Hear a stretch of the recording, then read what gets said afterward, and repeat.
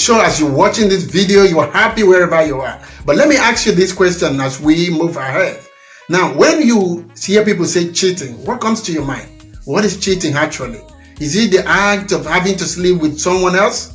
Or there are so many things involved in cheating?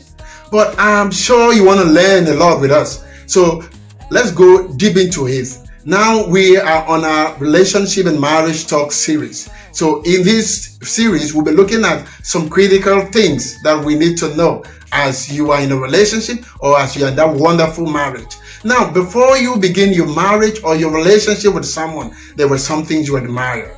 It could have been the way the person looks. It could have been the person's physique. It could have been a beautiful face. What about a man?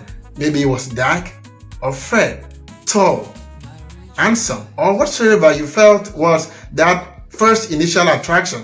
But let me tell you this. In every relationship, as time goes on, there are moments that things will come like as if it's no more working the way it should work. But are you going to stick to the person?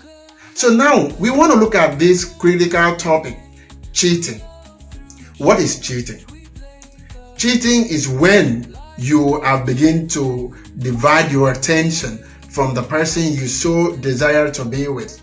You have so agreed to be with a guy or a lady in a relationship, and then after a while, you begin to admire, if you're a guy, you begin to admire another lady, you begin to have some, kind of like secret calls, hide some call, drop chat, and then some level of attraction begins to come around your mind. And then you begin to compare your present woman and the next person you may think.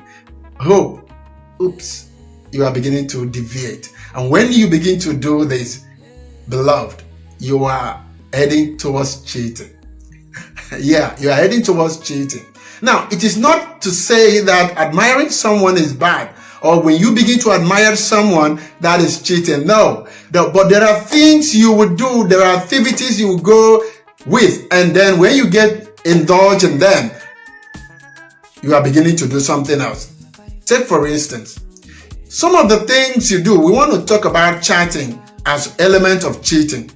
Chatting as element of cheating. That is the first thing we want to do. Now, how many of you, when you chat with someone who is not your girlfriend, your boyfriend, and then you have some, sweet way of, complimenting the person, sweetheart, darling, and then when the person says these things to you, you just have a way of sweetening your mind.